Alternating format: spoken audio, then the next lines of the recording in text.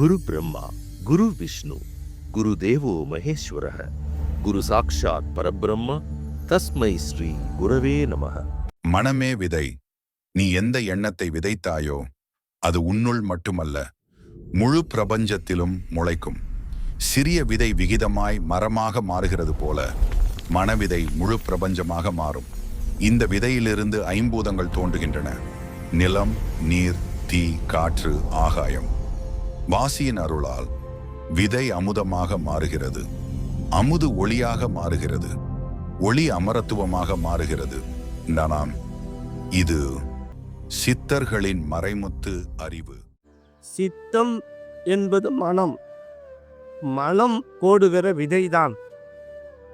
ஒரு விதையை விதைத்துவிட்டு அதுக்கு தண்ணீர், உஷ்ணம், காற்று, ஆகாயம் இருந்தால், அந்த நெருப்பு சூடு இருந்தால் அந்த விதை முளைக்கிறது.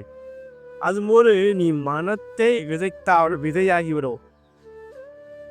மனம் எண்ணத்தை நீ வெளியில் அனுப்பினால், நீ நினைத்தாலாவே உன் மூளையில் பதிவாயிடும். உன் மூளையில் பதிவானாவே சித்தர்கள் உணர்ந்து கொள்வார்கள்.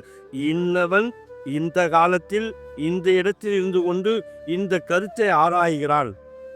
வைரம் என்று ஒன்று பூமியில் சுற்றி கொண்டிருக்கிறது.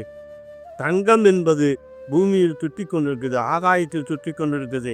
வைரத்தையும் தங்கத்தையும் ஒரு கருவிகளின் மூலம் பூமியில் கொண்டு வந்து இழுத்து வந்து பூமிக்கு வைரத்தையும் தங்கத்தையும் விற்கலாம். வைரமும் தங்கமும் பசிக்கு, உணவுக்கு, அன்னத்துக்கு உதவாது. ஆகவே அன்னமிட்ட பேர்களும் சொர்ணமிட்டு வாழவே சொல்லுவேன் சிவவாக்கியம். அப்பொழுது அன்னம் உருவாவதற்கு விதை, அந்த விதை உருவாக்குவதற்கு இயற்கை, அந்த இயற்கையால் தான் இந்த பிரபஞ்சத்தில் செயல்கள் நடக்கிறது. அந்த பிரபஞ்சம்தான் சமஷ்டி ஒன்றாய் இருக்கிறது, வியஷ்டி பலதாய் பிரிகிறது. பல பொருள்களாய் பிரிந்து பூமி, நீர், அக்னி, வாயு, ஆகாயம், இந்த பஞ்சபூதங்கள் 1,00,000 கோடி உருவங்களையும் 1,00,000 கோடி பொருள்களையும் 1,00,000 கோடி அன்னத்தையும் 1,00,000 கோடி மனத்தையும் கொடுக்கிறது. அதுதான் வியஷ்டியாக மாறுகிறது. அப்பொழுது உறவு, மாமன், மச்சான், மைத்துனன் என்றும், இரும்பு இரும்பு, கம்பு என்றும், உணவு என்றும் பிரிவினை ஏற்படுகிறது. அனைத்துக்கும் காரணமாக இருப்பது விதை. அந்த விதையை உணர்வதற்கு காரணமாக இருப்பது மனம். அந்த மனத்தை உணர்வதற்கு காரணமாக இருப்பது உடம்பு. உடம்புக்கு காரணமாக இருப்பது உறவுகள். அந்த உறவுகள் உங்களுக்கு எப்படி ஏற்பட்டது? மாமன், மைத்துனன், மனைவி, வெளிநாட்டவன், உள்நாட்டவன், விஞ்ஞானி, மெய்ஞானி என்றெல்லாம் உணர்வுகள் ஏற்படுகிறது. அந்த உணர்வுகளுக்கு காரணம் உறவுகள். உணர்வுகளுக்கு காரணம் உடல். உடலிலிருந்து பிரிவது தான் வாசி விதை. அந்த விதைக்கு தண்ணி ஊற்றினால் அந்த விதை முளைத்து பேரண்டம் முழுதும் ஆடுகிறது.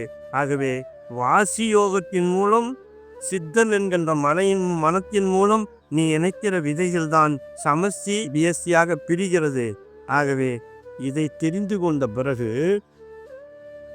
அண்டம் எப்படி உருவானது, அண்டத்திற்கும் பிண்டத்திற்கு என்ன சம்பந்தம், இந்த பிண்டத்தினுடைய விதை என்ன என்பதுதான் இறைவன் நமக்கு உணர்த்துகின்ற பாடம். விதை சித்த விதை. மனம் உருவானால்தான் பெண் கிடைக்கிறாள். பெண் கிடைத்தால்தான் முதலிரவு நடக்கிறது. முதலிரவு நடந்தால்தான் ஆண் பெண் சேர்க்கை நடத்துகிறீர்கள். ஆண் பெண் சேர்க்கை நடத்தினால்தான் ஆண் யோனி பெண் யோனியில் விந்து உருவாகிறது. அந்த விந்து தான் விதையாக மாறி கர்ப்பப்பையிலிருந்து குழந்தையாக பிறக்கிறது. அந்த குழந்தை செவ்வாய் கிரகத்தையும் சூரியனையும் சந்திரனையும் குருவையும் சனியையும் வெள்ளியையும் சுக்கிரனும் வெள்ளியையும் இயக்குகிறது. இங்கே உட்கார்ந்து கொண்டு அந்த சராசரத்தை எல்லாம் ஆட்சி படைக்கின்ற சக்தி விஸ்வாமித்திரருக்கும்.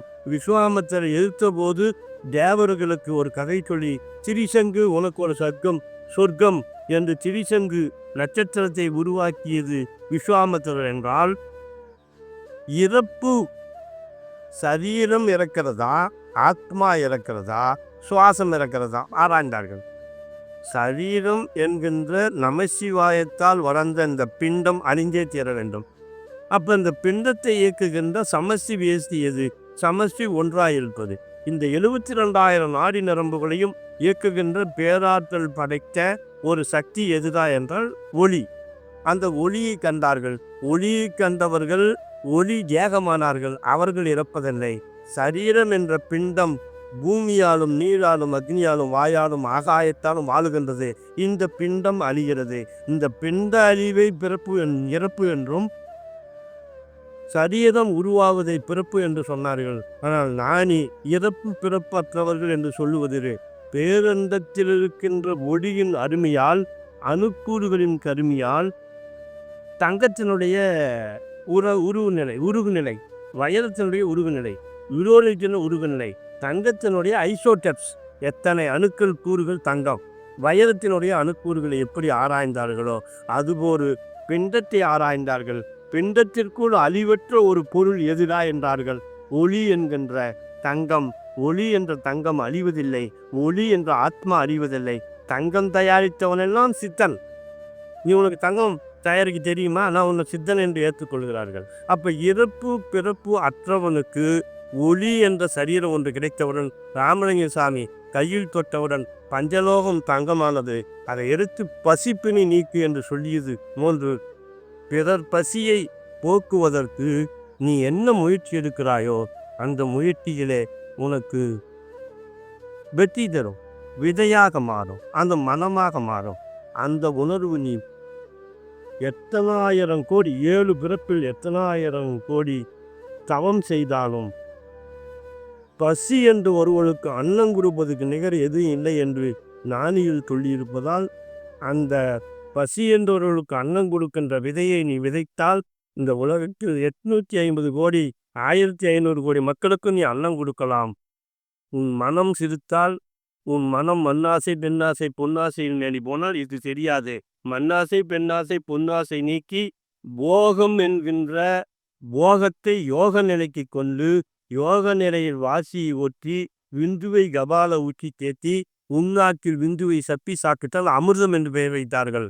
அந்த அமிர்தத்தின் மூலம் நீ உலக ரகசியங்கள் அனைத்தையும் அறிந்து கொள்ளலாம். பிண்டத்தில் இருக்கின்ற அமிர்தமே பேரண்டத்தில் இருக்கிறது. பிண்டத்தில் இருக்கின்ற தங்கமே பேரண்டத்தில் இருப்பதை உணர்ந்தார்கள். அவர்களே இந்த வித்தையை போதித்தார்கள். ஆகவே இந்த வித்தை இறைவனால் மட்டுமே, ஊழ்வென இருந்தால் மட்டுமே அறிந்து கொள்ள முடியும். நான் சொல்லுகிறேன், நீ சொல்லுகிறேன், எனக்கு யோக வித்தை தெரியும், வாசி வித்தை தெரியும் என்றெல்லாம் சொல்லுவதை ஒரு வழிகாட்டியாக தான் எடுத்துக்கொள்ள வேண்டும். ஒரு ஊருக்கு செல்ல வேண்டும். அந்த ஊருக்கு செல்லுகின்ற போது வயது முதிர்ந்த ஒரு பெரியவர் வந்துவிட்டார்.